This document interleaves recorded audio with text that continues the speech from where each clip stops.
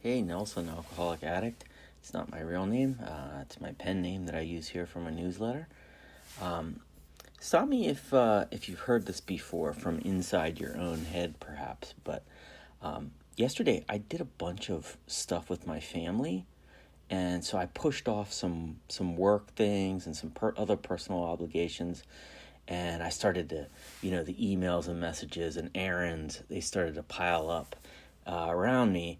And I started to get a little edgy, a little panicky. I had all this stuff to do. I wasn't currently doing it. And so I was not that much fun to be around by the afternoon. And so when I got home around dinner time, I started having that thought so many of us, I think, have, which is I could probably use a meeting, but I'm so busy, just so busy. I have a meeting that I love too, and I find it very spiritually nourishing on Tuesday nights, and yet I convinced myself around like 6 o'clock last night that I needed that hour for myself. I'm too busy, my brain told me. I am just way too busy.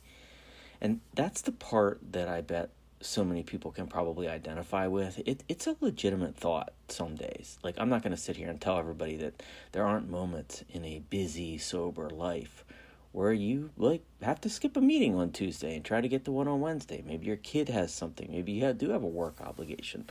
I'm not going to try to tell you never do that because I don't. When I need to, I do. I do that. But I will also say that I always try to treat that voice in my head with some skepticism. Is it true? Am I too busy for a meeting? And if the answer is yes, that's fine. If the answer is maybe or I'm not sure, then I think it is worth a little bit more investigation. And so for me last night, I thought I could actually use that hour to catch up on things that I needed to do, real obligations. But I also kept kicking the tires on that thought because there's an important follow-up question that I always need to ask, which is, okay, over the next 8 hours, am I better off if I use one of those hours for an injection of serenity and recovery from a meeting? Or if I just dive into the stuff that I need to do? Which one of those? Is it 8 hours without a meeting? Or is it 7 hours plus a meeting?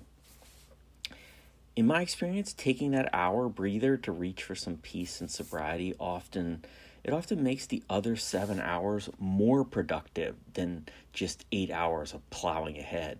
I'm just in a better headspace. And I love sports, so I often make sports analogies, and I'll use one here, which is, in an NBA game when the other team goes on a 10-0 run, sometimes the best immediate action to take is for the coach to burn a timeout, sit the players down on the bench, drink some water, take some breaths, collect yourselves, and then go back out on the court. And to carry that analogy even further, my brain in those moments is telling me not to take the timeout, that I need to hustle the ball up the court, try to get a shot off, don't waste any time. We need points. But as it so often happens in basketball games, if you do that, you end up taking a bad shot. Suddenly, the other team has the ball, and instead of a 10-0 lead, it's 12 or 13 zip, and you have the ball, and you're breathing out of your mouth again, hustling to take another bad shot. So meetings, in that analogy, a meeting is the timeout, and it can be quite valuable. And you probably already guessed where this story is heading. After dinner last night, I did decide to go to the meeting, and I didn't raise my hand to share, but I just thought I'd sit in the back, use that hour to listen, to be quiet, to breathe out of my nose, not out of my mouth, and try to remember to turn my will over to something bigger than me. And the topic of the meeting was mostly about step 10, and that made me smile because step 10, it's about taking a daily inventory and when wrong, promptly admitting it. And I read that a little differently this time.